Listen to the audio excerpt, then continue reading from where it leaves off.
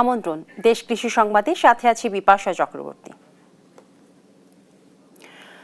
বাংলাদেশের উত্তর পূর্বাঞ্চলে বিস্তীর্ণ হাওর অঞ্চল দেশের অন্যতম ধান ভাণ্ডার, আর সেই হাওর রক্ষার প্রধান ভরসা হচ্ছে ফসল রক্ষা বাঁধ। সুনামগঞ্জে চলতি বছর 148 কোটি টাকা ব্যয়ে 718টি পিআইসি প্রকল্প বাস্তবায়ন হচ্ছে। কাজ শেষ হওয়ার নির্ধারিত সময় 28 ফেব্রুয়ারি। তবে অভিযোগ উঠেছে এখনো অনেক বাঁধের কাজ শুরুই হয়নি, আবারও কোথাও চলছে ধীর গতিতে। এতে আগাম বন্যার শঙ্কায় দিন গুনছেন কৃষকরা। সহকর্মী সাবাজউদ্দিন মান্নার প্রতিবেদন, জানাচ্ছেন সীমান্ত বর্ধন। বর্ষা মৌসুমে যে হাওর রূপ নেয় বিশাল জলরাশিতে, শুকনো মৌসুমে সেই হাওরই হয়ে ওঠে সোনালী ধানের মাঠ। বছরের একমাত্র বড় ফসল ঘিরেই এই অঞ্চলের অর্থনীতি। একদিকে পাহাড়ি ঢল, অন্যদিকে কৃষকের বেঁচে থাকার সংগ্রাম। চলতি বছর সুনামগঞ্জে 148 কোটি টাকা ব্যয়ে 718টি পিআইসি প্রকল্পের আওতায় বাঁধ নির্মাণ ও সংস্কারের কাজ চলছে। নির্ধারিত সময় 28 ফেব্রুয়ারি, কিন্তু জেলার বিভিন্ন হাওর ঘুরে দেখা গেছে ভিন্ন চিত্র। কোথাও কাজের গতি অত্যন্ত ধীর, কোথাও এখনো শুরুই হয়নি কাজ। মাঠে কাজ না থাকায় উদ্বিগ্ন কৃষকরা বলছেন, সময় মতো বাঁধ সম্পন্ন না হলে আগাম পাহাড়ি ঢলে তলিয়ে যেতে পারে হাজার হেক্টর জমির বড় ফসল। আমরা চাই যে যত দ্রুতভাবে পিআইসিরা যেভাবে খামড়ান, যত দ্রুতভাবে পারে আমাদের রাস্তার কামরা সমাধান করে দেখ, নাহলে আমাদের বেরিবান্ধের অনেক সমস্যা হইব। হাওরে পানি হওয়ার সম্ভাবনা এখন খুবই বেশি। ফাল্গুন মাস যাইতাদের গিয়া চৈত মাস যাইতাদের, এখন পানির সময় রবার ড্যামের যে অবস্থানটা, এটাই লোক আমরা এই কর্তারাউরের এই আস্থায় সুনামগঞ্জ জন্মা যে এখন বর্তমান, এইটাই লোক আমরা ঝুঁকিপূর্ণ। দ্রুত কাজ না হইলে তো আমরা ফসলের ক্ষতি হইব না, হাওরের ক্ষতি হইব। 28 ফেব্রুয়ারি কাজ কোনোভাবেই শেষ হবে না, এবং যদি সঠিক সময়ে কাজ শেষ না করে আর হাওরে ফসল কৃষকরা ঘরে তুলতে না পারে, তাহলে এর সম্পূর্ণ দায় দায়িত্ব পানি উন্নয়ন বোর্ড এবং প্রশাসনকে নিতে হবে। স্থানীয়দের অভিযোগ, প্রতি বছরই সময়সীমা ঘনিয়ে এলে তড়িঘড়ি করে কাজ শেষ করার প্রবণতা দেখা যায়। এতে কাজের মান নিয়েও প্রশ্ন ওঠে। অনেকে বলছেন, যথাযথ তদারকি ও জবাবদিহিতা নিশ্চিত না হলে এই পরিস্থিতির পরিবর্তন হবে না।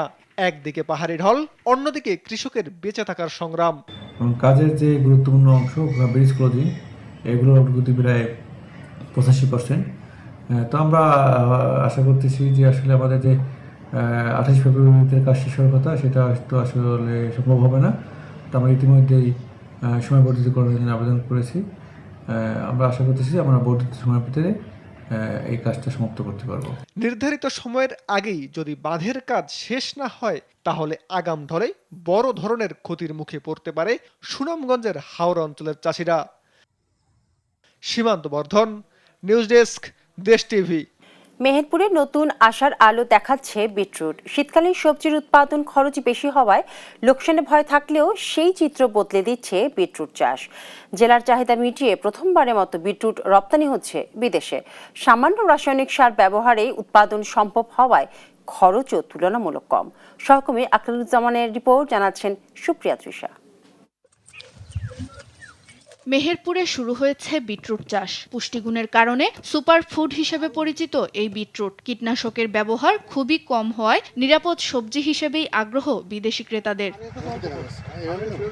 মেহেরপুরের এই বিটরুট মালয়েশিয়াতে রপ্তানি করছে দেশীয় একটি প্রতিষ্ঠান। এ কারণে বিক্রি নিয়ে দুশ্চিন্তামুক্ত চাষিরা। নতুন হিসেবে একটা লাভজনক ফসল, এটা পুষ্টিগুণ সমৃদ্ধ উন্নত খাবার, স্থানীয়ভাবে এর মার্কেট তৈরি করা যায়, এটা একটা লাভজনক ফসল হিসেবে সামনে সম্ভাবনা আছে। এটা এখন বিদেশে যাচ্ছে, এটা চাষিরা করলে অনেক লাভজনক হবে। এই আবারটা হয়েছে মালয়েশিয়ার চালান যাচ্ছে, এর জন্য একটু সুবিধা বলে মনে হচ্ছে। এরই মধ্যে মালয়েশিয়াতে পৌঁছেছে বিটরুটের প্রথম চালান। দিন দিন বিটরুট রপ্তানি বাড়ানোর পরিকল্পনা রয়েছে তাদের। বিটরুটটা খুব ভালো জিনিস। আমরা এই বছরে প্রথম এক্সপোর্ট করতেছি স্যাম্পল হিসাবে মালয়েশিয়া। প্রথম শিপমেন্টের মাল আমাদের পৌঁছাইছে স্যাম্পলটা, এখন আজকেও আমরা হারভেস্ট করছি। আমাদের 4 টন গিয়েছে। বিটরুট চাষে কৃষকদের পরামর্শ সহ প্রয়োজনীয় সহযোগিতা করছে কৃষি বিভাগ। কৃষকরা এটা চাষ করে লাভবান হচ্ছে। বিশেষ করে গাংনী উপজেলায় আমাদের কিছু কৃষক ভাইরা এটা মালয়েশিয়াতে রপ্তানি করছে। তো এতে এই অঞ্চলে কৃষকরা উদ্বুদ্ধ হচ্ছে। আমরা কৃষকদেরকে পরামর্শ দিচ্ছি যে সমস্ত ফসলগুলো আসলে আমরা বিদেশে রপ্তানি করতে পারবো সেই জাতীয় ফসল উৎপাদনে। রপ্তানি অব্যাহত থাকলে কৃষকের লোকসানের চিত্র বদলে দেবে বিটরুট চাষ, এমনটাই প্রত্যাশা সংশ্লিষ্টদের। সুপ্রিয়া তৃষা, নিউজ ডেস্ক, দেশ টিভি। এই ছিল দেশ কৃষি সংবাদ। পরের বুলেটিন দেখার আমন্ত্রণ রইল। ধন্যবাদ সবাইকে।